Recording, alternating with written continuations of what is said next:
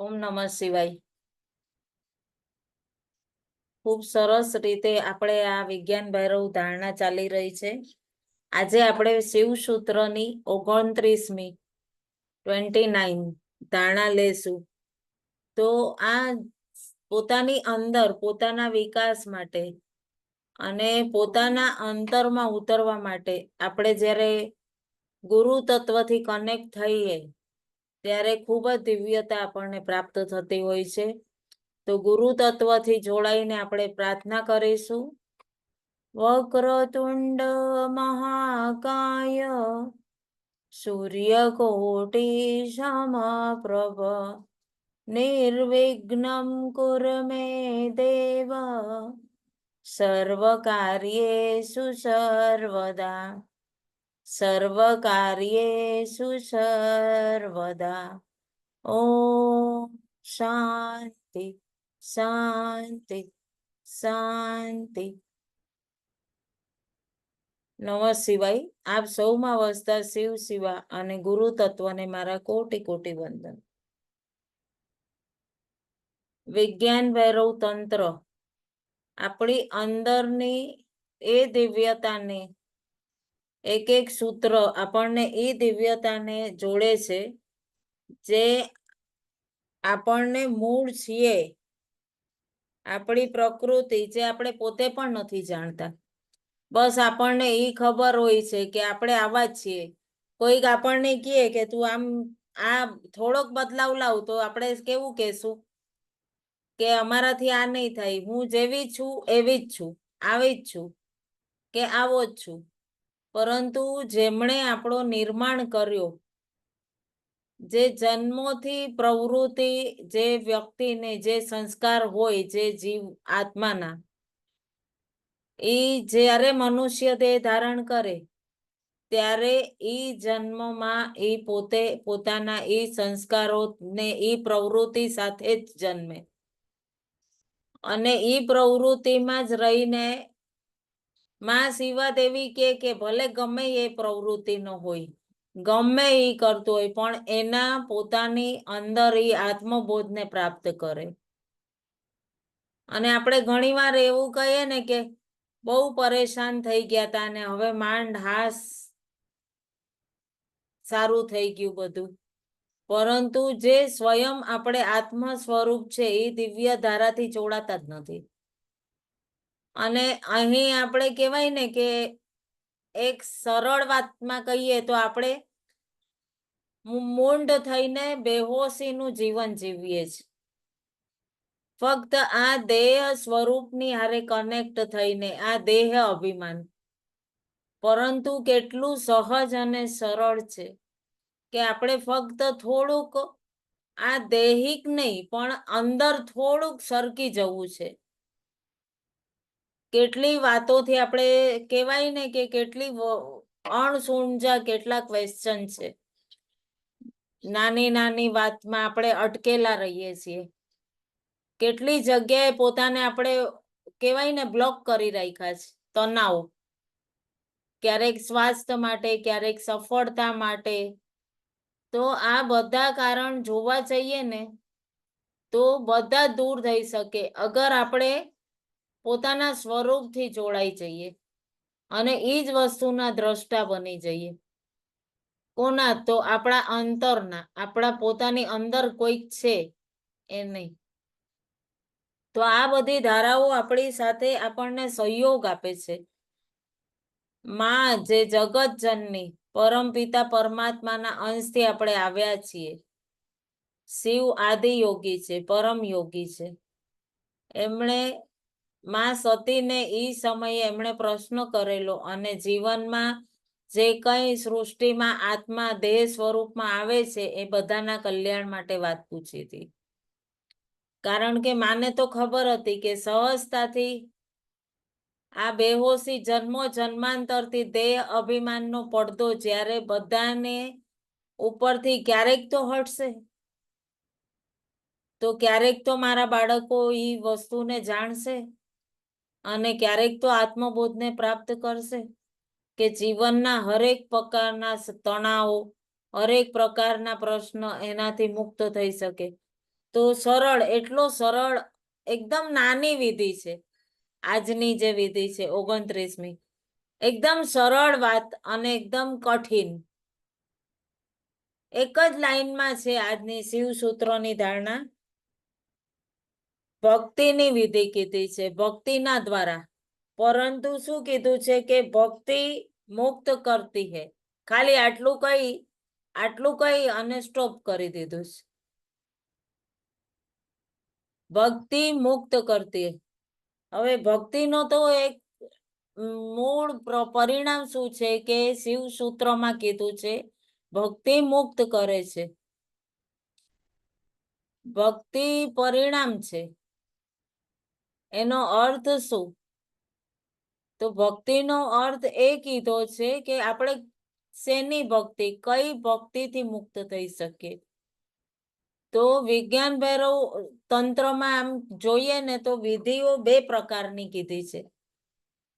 એક વિધિ એ લોકો માટે જે મગજથી, દિમાગથી કે મારો શું ફાયદો, નુકસાન અને નફો, હર વસ્તુમાં પોતાનો નફો નુકસાન જોતા હોય.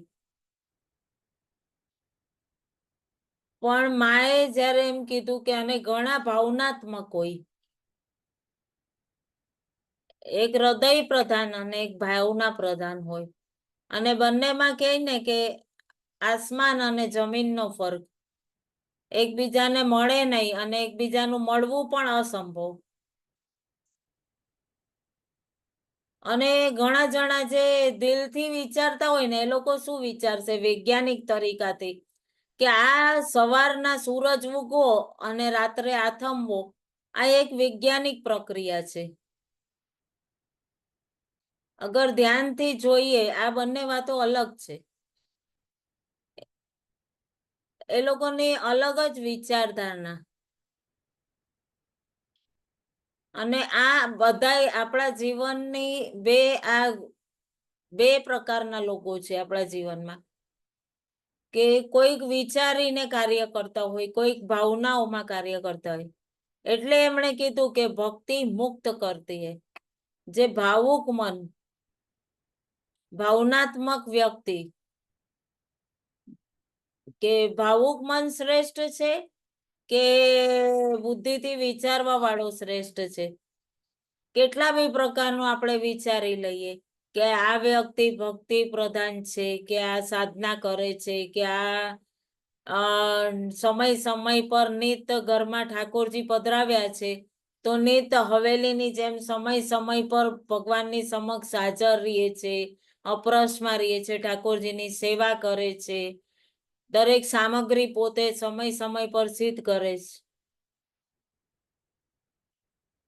પણ આપણી કઈ પ્રકૃતિ છે અને આપણી કઈ પ્રકૃતિ છે, મંજિલ માર્ગ એક જ છે. એટલે ભાવુક લોકો માટે ભક્તિ કીધી છે. ભક્તિ એટલે કોઈના પ્રત્યે આપણું પ્રેમ, કોઈની પ્રતિ થવું. અને ધ્યાન એ છે કે આપણે સ્વયંની અંદર ઉતરીએ છીએ. ભગતિ એનું કે એક આંધળી ભક્તિ છે. મીરાબાઈએ કરી હતી. વારંવાર આપણે મીરાબાઈનું એક્ઝામ્પલ આપીએ. આ એક શ્રદ્ધા છે, એક વિશ્વાસ છે. અને શ્રદ્ધા હોય અને તો જ વિશ્વાસ આવે ને. આની અંદર જે બુદ્ધિ પ્રધાન વ્યક્તિ હશે ને ઈ આ ભક્તિનું કામ નહીં કરી શકે. ઈ વિચારશે કે હું 5 મિનિટ ભગવાન પાછળ ટાઈમ વેસ્ટ કરીશ તો મારો બિઝનેસ ખોટી થઈ જશે, મારી કરોડોની ડીલ વહી જશે. એટલે એ કહેશે કે ઠીક છે, આમ ઘરમાં પૂજા પાઠ થતા હોય તો આમ ખાલી જરા કામ કરે, ભગવાનને હાય કરીને હાલતા.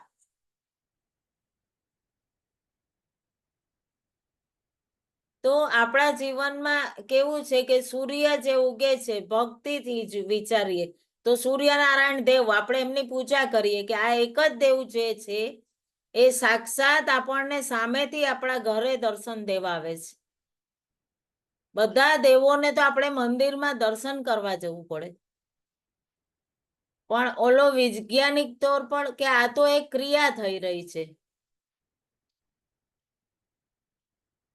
જ્યારે ભક્તિ રૂપમાં માણસ હોય, વ્યક્તિ હોય, તો એ પ્રેમાધીન થઈ જાય.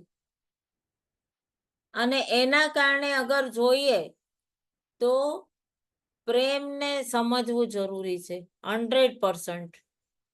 ભક્તિને તમે ત્યારે જ સમજી શકશો કે જે પ્રેમને સમજે છે. હવે ઘણા જણા કહે ને કે આના પ્રેમમાં પડી ગયો, ચાહે એ સંબંધોનો પ્રેમ હોય, કોઈ કામથી પ્રેમ હોય, કે કોઈને પોતાના પેશનથી, કોઈને પોતાની ફેશનથી. તો ઘણા જણા નથી કહેતા કે એટલું પ્રેમમાં પડીને આંધળા થઈ ગયા છે. પડવું એટલે શું કે સાવ જમીન પર પડી જવું એમ નહીં, પણ માથાથી નીચે, એમાં કોઈ તર્ક નહીં હોય. માથાથી નીચે ઝૂકી જવું, એને પડી જવું કે કિંમત હોય ન હોય, પણ એને આપણે એમ નથી કહેતા કે તું તો હવે ભાઈ ઘણીવાર ઘણા આપણે બહેનોના વડીલોના મોઢે કે તું બાયડીના પ્રેમમાં આંધળો થઈ ગયો છે.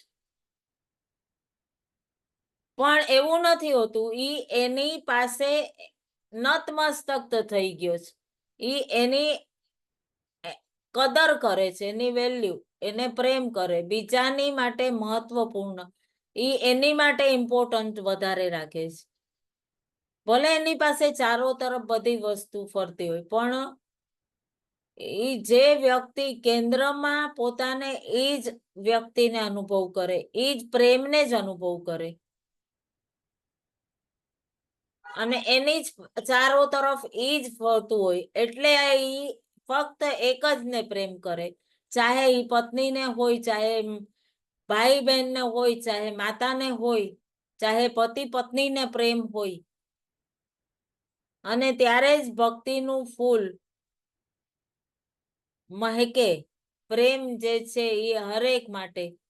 પ્રેમ એ નથી કે હવે કામિની બેન મારું કંઈક કામ કરી દે તો હું એને પ્રેમ કરીશ, આ તો લેતી દેતી થઈ ગઈ. એટલા માટે નહીં, અંતરમાં છે તો એ પ્રેમ છે. હવે કોઈ પેન્ટર છે વિચારો, અને એ ખૂબ સરસ સરસ સરસ સરસ પેન્ટિંગ બનાવે છે, અને એ પોતાના અંતરથી, દિલથી, હૃદયથી કરતો હોય કે મને પેન્ટિંગથી પ્રેમ છે, એટલે હું બેઠો બેઠો મનમાં ઈ અલગ અલગ ચિત્રની કલ્પના કરતો હોય અને ઈ પેપર પર ઉતારે, અને પછી પ્રદર્શની લગાડે. તો ઈ એનું એવું નથી કે ઈ પ્રેમ નથી, એને એના પેશનથી પ્રેમ નથી. મંદિરમાં આપણે અગર પોતાના ભગવાનને સ્થાપિત કર્યા છે અને ભગવાનને આપણે ખૂબ પ્રેમ કરીએ છીએ, કે આપણે ખૂબ ભક્તિભાવથી એમની સાધના કરશું, નિયમ બનાવી લઈએ આપણે. જેવી રીતે હમણાં જ મેં કીધું ને કે ઠાકોરજી માટે સમય સમય પર સામગ્રી સિદ્ધ કરવી, ફરી ઠાકોરજીને અલગ અલગ શણગાર કરવા, ફરી ભોગ લગાવવો, તો એમાં પણ ઠાકોરજી સાથે વાતો કરવી. તો હકીકત એ અંતરની માર્ગ તો ઈ આગળ એમનો વિકસિત થાય જ, પણ એમાં બહુ સમય લાગે, વર્ષો વરસ લાગે. આ એક ઘટના છે. કોઈ પણ કાર્ય પણ કરો, ચિત્ત કેમાં હોય કે બધું કાંઈ પણ ઘરના કામ કરે તોય કે ના મારે ઠાકોરજી માટે, મારા પરમાત્મા માટે મારે કંઈક કરવું છે, હવે મારે આ શણગાર કરવા છે, હવે મારે ઠાકોરજીના હમણાં હવે આપણે સાંજી મહોત્સવ શરૂ થશે, તો સાંજી મનોરથ ચાલુ થશે, તો પૂર્ણ એની કઈ રીતે હું 15 દિવસ કરીશ, બધી મનોરથ કયા કયા કરીશ, ઈ પ્રેમ છે. કોઈ પણ કાર્ય કરવું, અનુભવ કરવું, એ મારું આ પ્રેમ છે. આપણે દિવ્યતાથી અનુભવ કરીએ. જે પણ પરમ તત્વ મને શક્તિ આપશે એ પ્રમાણે હું કરીશ. એ જ ભાવથી એ કાર્ય કરતું હોય, એ પ્રેમ છે. પણ કે હું ઠાકોરજી તમારું આટલું કામ કરું, હું તમને કહેવાય ને કે સરસ મજાનો ભોગ લગાવીશ, સરસ મજાના મનોરથ કરીશ, પણ તમે મારી એક આ ડીલ કરાવી દો, તો એ પ્રેમ નથી. જ્યારે આપણને કોઈ પણ સ્થિતિ, કોઈક આપણે રોલ કરી રહ્યા છે, એ સ્થિતિ અનુભવ થાય ત્યારે આપણે માનવું કે એ પરમ તત્વનો અનુભવ કરીએ, આપણે એમનો અંશ છીએ, અને શ્વાસના દ્વારા ઉર્જા રૂપે એ આપણી અંદર દિવ્યતા આપે છે. સંસારના કોઈ પણ કાર્ય તમે આસાનથી કરી શકશો, અને એને ભક્તિ કહી ગઈ છે. મીરાબાઈએ શું કરેલું? એટલું ભક્તિમાં ડૂબી ગયેલા કે કોઈ એમની સમક્ષ પણ આવતું, કોઈ પણ, તો પણ એ એમને નિહાળતા નહીં. પણ એ અનુભવ કરીને નિહાળતા તો ફક્ત એને એક જ કૃષ્ણ ભગવાન જ. કારણ કે સાકારનો પ્રભાવ એટલો થઈ ગયો, કારણ કે એ એમના અંદર પ્રેમમાં એટલા સમાઈ ગયા હતા, એમની સાથે વાતો કરતા. એક સાધારણ માટી લઈને એમાંથી પણ એ ભગવાન શ્રી કૃષ્ણની મૂર્તિ બનાવતા. જ્યારે પણ ક્યાંય જાય, કોઈ પણ સ્થાન પર જાય, પોતાની સાથે ઘણા બધા સૂકા ફૂલ લઈને જાય, ક્યાંય પણ જાય, જ્યાં પણ જંગલોમાં જાય, ક્યાંય પણ જાય તો, અને ત્યાં પણ એ ફૂલો વિખેરી દે. એમના મનમાં એક ભાવ હતો કે ખબર નહીં આ માર્ગ ઉપર મારા ભગવાન શ્રી કૃષ્ણ આવ્યા હશે તો, અથવા આવશે તો, પાછા એ આવશે કે નહીં આવે, હું પાછી આવીશ કે નહીં આવું, પણ એમના હૃદયમાં હતું કે અહીંયાથી મારા ઈષ્ટ નીકળશે. અને એમ એ ફૂલના જે ખીલેલા ફૂલ સુકાઈ ગયા હોય, એના બીજ માર્ગમાં ખીલી ગયા, અને આ માર્ગથી મારા પ્રભુ વિચરણ કરશે તો એમને એટલી સરસ બાગ બની ગયો હશે, તો એમને એટલી સરસ સુગંધ મળશે, એમને આનંદ મળશે, એમને શીતલતા મળશે. તો આ એકદમ શુદ્ધ પ્રેમ. એટલે આ છે પ્રેમમાં મુક્તિ છે. આ ભક્તિ, અને ભક્તિથી પ્રેમ, અને પ્રેમમાં આ રીતે મુક્તિ મળે છે. પ્રેમમાં બંધન નથી, પ્રેમમાં મુક્ત થઈ જાય છે.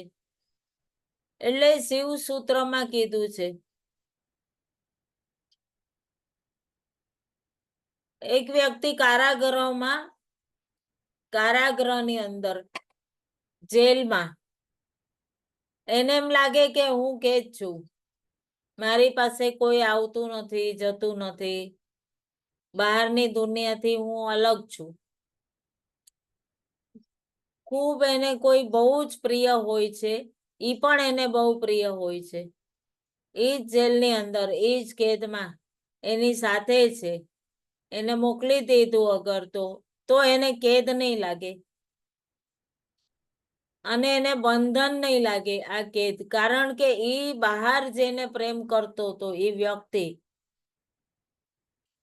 ઈ પોતાના પ્રેમની સાથે છે, તો એને એનો કોઈ બંધનનો કોઈ ઓલો જ નથી કે બંધન છે કે નથી, જેલ છે કે કોઈએ બંધી કર્યો જ કે શું.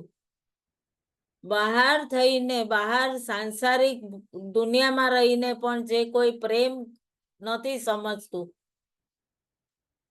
તો ઈ પ્રેમને ઈ તો પણ કેદ જ છે. પ્રેમ એટલે એકબીજા પ્રત્યે હોવું. જ્યારે આપણું વ્યક્તિ, આપણું સ્વરૂપ જે આપણે બહાર અનુભવ કરીએ છીએ, એ રીતે દિવ્યતાથી અગર આપણે જો આ સ્થિતિથી સમજીએ, અને એટલું સુંદર આ સૂત્ર છે કે આપણે એનાથી કનેક્ટ થઈ શકીએ. એક સરસ ઉદાહરણ આવ્યું કે રામકૃષ્ણ પરમહંસ હતા ને, એ મહાકાળીની બહુ જ પૂજા કરતા. અમને બહુ જ એમને શુદ્ધતા રાખવી, આ પૂજા મારે કરવી છે હવે. એમને પ્રેમ હતો. પ્રેમ એટલે કે મારે હાથ ધોઈને સ્પર્શ કરવું છે, મારે આ બધું કાર્ય કરવું છે. તો એમણે શું કર્યું, કોઈ પણ ફૂલ એમને ચડાવે ને પોતે સૂંઘી લેતા. માતાને ભોજનનો ભોગ લગાવે પેલા પોતે ચાખી લેતા હતા. તો બધાએ કીધું કે આ તો કોઈ સિદ્ધાંત નથી. એમને કહેતા બધા, આ બુકમાં હતું. તો કે આ તમે કેવી રીતે એઠું ચડાવો છો ભોજન, અને કેવી રીતે તમે ફૂલ સૂંઘીને ચડાવો છો, એ પણ એઠું થઈ ગયું. બધા એમને કહેતા.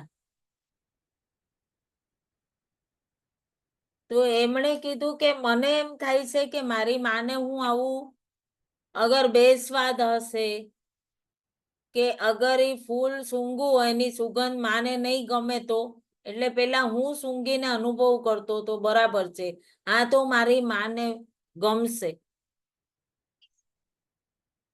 અને આ શુદ્ધ પ્રેમ હતો કે એ ચાખી લેતા હતા કે હું જે ધરું છું એ બધું બરોબર છે કે નહીં. કઈક ખાટું ખારું મીઠું. તો કાલે કોઈ એવું ન કરજો કે ભોગ લગાવો તો પેલા પોતે થાળી ચાખી લ્યો. એ આમ કરતા હતા તો આપણે કરી દેવું. શુદ્ધ પ્રેમ હોવો જોઈએ. પ્રેમથી મુક્તિ બહુ ઘણા, કોઈ બંધન ન હોવું જોઈએ. સાચા ખોટાનું કોઈ ઓલું જ નથી, મહત્વ જ નથી. શ્રી યંત્રની જયારે આપણે શ્રી વિદ્યાની વાત કરું અહીંયા, તો શ્રી યંત્રની પૂજા કરીએ મેરુની, તો એનું એક સરસ ઉદાહરણ અમને શિબિરમાં આપ્યું હતું, એ આપીશ. તો મેરુનું પૂજાનું જયારે એક અમારે શ્રી વિદ્યાના ટાઈમના શિબિરમાંનું બહુ સરસ. તો એક એમને અમારા ગુરુએ કીધું હતું, એક ઉદાહરણ બહુ સરસ, કે એક બહેન હતા, એના ગુરુએ એમને કીધું કે મેરુની પૂજા કરવી છે તો એમને લાલ કલરની કહેવાય ને કુમકુમ ચડાવવું, એને રોલી કે હિન્દીમાં. તો કે રોલી ગુલાલ ને બધાથી પૂજા કરવી, રોલી ચડાવવું. તો એને પૂછ્યું કે રોલી શું કેવા કલરનું હોય, એને બધાએ બતાવ્યું લાલ.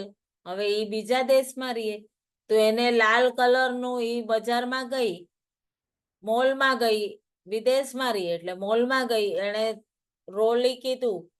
ઓલા દુકાનદારે મોલ વાળાએ એને એકદમ ફાઇન પીસેલું મરચું આપી દીધું. હવે એ તો રોજ શુદ્ધ ભાવથી એની ઉપર શુદ્ધ ભાવથી રોલી સમજી અને એ ચડાવે, અને એનું ધીરે ધીરે એકદમ ભાવ ઘણો સમય જાય, સાથે પોતાનું મેરું શ્રીયંત્ર લઈને જાય. અને હરરોજ મારે પૂજન કર્યા પછી, એને રોલી ચડાવ્યા પછી જ મારે જમવું છે. એનું નિત્ય એવું ભોજન કરવા પહેલા મારે પૂજા કરવી છે. માં ત્રિપુરા સુંદરીની પૂજા, લલિતા સહસ્ત્ર નામ કરવું, અને બહુ બધા દિવસ સુધી ઈ જ ક્રમ ચાલતું રહ્યું. અને એના હર કાર્યમાં એને સફળતા મળવા માંડી. પછી પાછી થોડાક વખત પછી, એટલે ઘણા સમય પછી પાછી બીજી શિબિરમાં આવી. તો કીધું કે ભાઈ હું તો આ તમે કીધું એ રીતે પૂજા કરું છું મેરુની, પછી તો મારી બહુ સારી તરક્કી થઈ છે. તો કે બહુ સરસ. તો કે તું શેનાથી પૂજા કરસ? તો કે અમારે ત્યાં તો અમે અમારા રસોડામાં પણ આજ બારીક રોલી જ વાપરીએ છીએ, આજ લાલ પાવડર. અને હું આ મેરુને પણ ઈ જ ચડાવું છું, છતાં મારા તો બધા કામ પૂરા થયા, ગુરુદેવને કે છે. તો એને રોલી ગુરુદેવને બતાડ્યું, એના ગુરુદેવને બતાડ્યું એ બેને, કે મને તો એમ કે શુદ્ધ પ્રેમ હતો ને, એને એમ જ હતું કે કુમકુમ જ ચડાવું છું. તો પૂર્ણ પ્રેમ પૂર્વક એમણે એ ચડાવતા ગયા ને એનું કામ પછી એમણે ગુરુદેવે કીધું કે એમના ગુરુદેવે કીધું કે તું એને તો ચડાવે છે પરંતુ આ મરચું છે, આ રોલી, આ કંકુ નથી. ત્યારે અમને કહેવાય ને કે શિબિરમાં પણ એમ કીધું કે એસા મત કરના કોઈ જાકે આજ શ્રી વિદ્યા સાધક કે જાકે डिब्बे के डिब्बे खोलो और माता को चढ़ाओ. એટલે શિવસૂત્રની એક એક ધારણા જોવો ને એની અંદરના દ્રષ્ટાંત જે હોય છે ને આપણને જે આપ્યા છે એ આપણને એ ધારણાથી તુરંત કનેક્ટ કરાવે છે, દરેક ધારણા. તો આ રીતે એકદમ કહેવાય ને કે અર્થનું અર્થઘટન ન થઈ જાય. આપણો ભાવ, આપણો કહેવાય ને કે ઠાકોરજી પ્રત્યે આપણો સ્નેહ હોવો જોઈએ. આપણા ઘરમાં જે બિરાજતા ભગવાન હોય એની માટે આપણો પ્રેમ એકદમ શુદ્ધ પ્રેમ હોવો જોઈએ. કે એમના માટે આપણે જો કોઈક વાર આપણે ક્યાંક સંજોગ વસાત નથી એમની માટે કંઈ પૂજન કરી શક્યા કે કંઈક, તો આપણા હૃદયમાં એ તાપ થવો જોઈએ. આપણા હૃદયમાં એવું થવું જોઈએ કે અરે આજે હું ભોજન કરું છું પણ મારા ઠાકોરજીને મેં આજે નથી આપ્યું કંઈક. તો આપણને ભલે આપણે એમને શણગાર નથી કર્યો, ભલે આપણે એમને બીજું કાંઈ નથી કર્યું, પણ આપણી ઘરમાં બેઠા છે તો આપણે એમને પ્રસાદ ભોગ તો લગાવવો જોઈએ ને. એટલે ઘણા જણા આના ઉપર એક બે જણા એમ કહેતા કે હું ઠાકોરજીને ભોગ લગાવું, સેવા તો અઠવાડિયે 10 દિવસે એકવાર કરું. તો કેમ? તો કે ટાઈમ નથી મળતું. મેં કીધું કે એક અઠવાડિયું તમે નહીં ના હતા.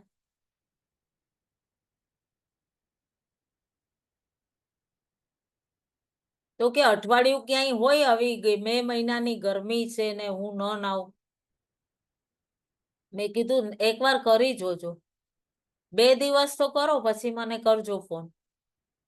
તો 2 દિવસમાં એક જ દિવસમાં મને એણે 3 વાર પૂછ્યું, હાથ પગ મોઢું ધોઈ શકું, સ્પંચ કરી શકું? મેં કીધું પાણીને અડવું જ નથી તમારે. ગ્રહમાન ખરાબ છે, પાણીને અડવાનું જ નથી. અડશો પાણીને તો કંઈક અનિષ્ટ થશે. એટલે પાછું પૂછે તો આપણે પાણી પીવાનું તો ખરી ને? હા, પીવામાં કાંઈ નહીં થાય. તમારે ઉપર રેડવાનું નથી. કે એમ નહીં કે ચાલો નાવું નથી એટલે હાથ પગ મોઢું ઘડીએ ઘડીએ ધોઈ લીધા. પાણીનો એ રીતે નહીં, કામ બધુંય કરજો. કપડાં ધોજો, વાસણ ઉટકજો, કપડાં બદલી લેજો, પણ પોતાને સ્નાન નથી કરવું. પછી તમે ઠાકોરજી સમક્ષ જજો, તમને કેવો ભાવ આવે છે એમને નવડાવજો. પછી એમને ધીરે ધીરે એ ભાવ ખબર પડવા માંડી. અત્યારે રોજ ઈ પહેલા પોતે નાઈને પહેલા મને હકીકત કહું છું, 1.5 વર્ષ થયું, કન્ટિન્યુ 1 વર્ષ સુધી તો રોજ ઠાકોરજીને સ્નાન કરાવતા મોબાઈલમાંથી વિડીયો કરીને મને મોકલે. આમ કાન પકડ્યો એમ કે નહીં, આ હકીકત છે. એટલે આપણા ઈષ્ટ છે, આપણા ઘરે બિરાજે છે, આપણે એમને પ્રેમથી લાવ્યા છીએ. પછી આપણે એમની સામે બી ન જોઈએ, એમની સમક્ષ ન જોઈએ. ભલે આપણે બીજું કાંઈ ન કરી શકીએ પણ ટાઈમે એમના વસ્ત્ર બદલવા, એમને સ્નાન કરાવવું, એમને પ્રેમથી ભાવથી જે પણ તમે કાંઈ નહીં તો સવારે દૂધની સેવા કરી લ્યો, કાંઈ નહીં તો મિશ્રી ધરો. ભગવાન એમ નથી કહેતા કે તું મને માવા, મિશ્રી, ફલાણા મેવા ધર, કે તું મને ફલાણી સામગ્રી બનાવ. એ અંદરથી કાંઈ તમારો જે ભાવ એ પ્રેમથી આરોગશે. તો કે ભક્તિ આ મુક્તિ માટે અહીંયા એક હજી કહીશ વાત. તો મુક્તિ માટે ઘણા જણા એમ કે ને કે ભાઈ આ જન્મમાં અમને મુક્તિ જોઈએ છે તો અમે ક્યાંક મુક્તિ પામીએ એવું કામ કરીએ. તો મુક્તિ એટલે ફરી જન્મ નથી લેવો, એને મુક્તિ નથી, ઈ મુક્તિ નહીં માનવાની. પરંતુ પોતાનો જન્મ લઈને દિવ્યતાથી એ ઉદ્દેશ્યની પૂર્ણ પૂર્તિ કરવી એ મુક્તિ છે.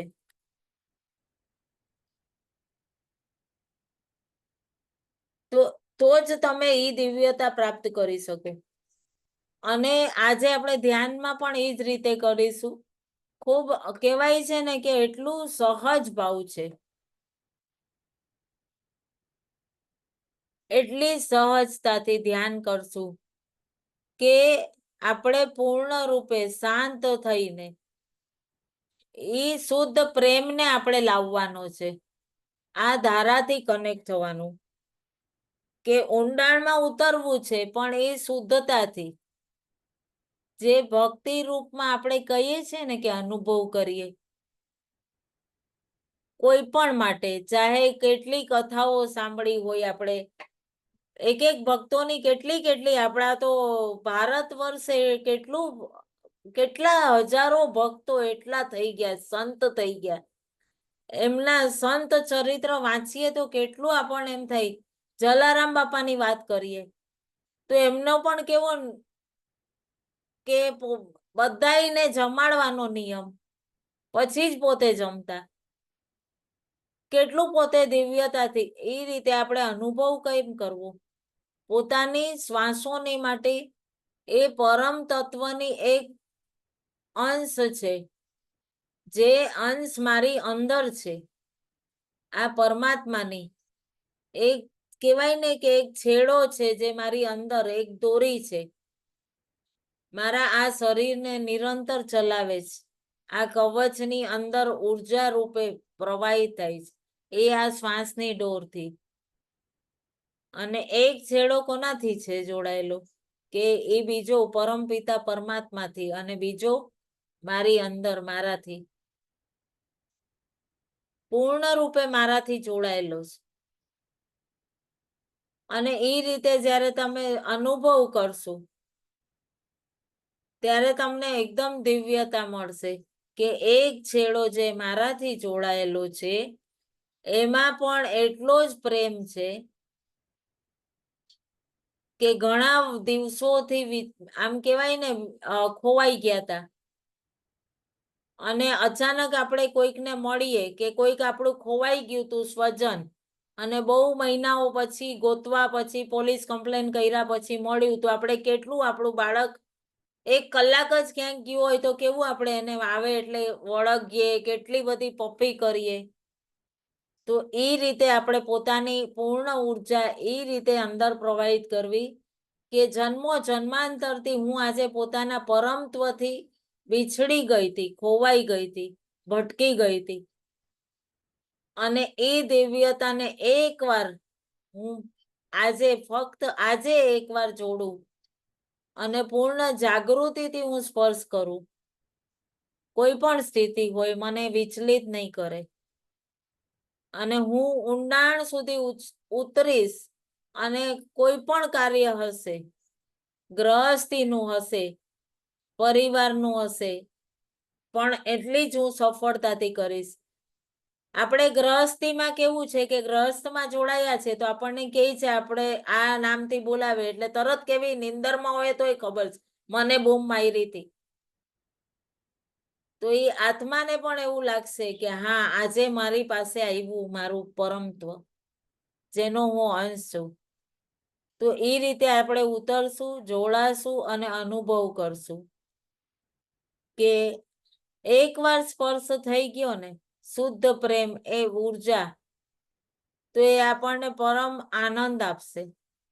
કોઈ પણ સ્વરૂપમાં રહીને પૂર્ણ અનુભવ કરી શકશું કે હું એનો જ અંશ છું, અને એ શક્તિ આપણી અંદર, એ શુદ્ધતા, એ જ આનંદ આપણને સ્પર્શ કરશે.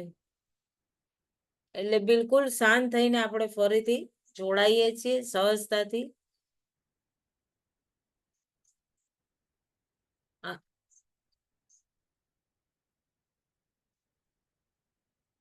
ક્લિયર થઈ રહ્યું છે ને?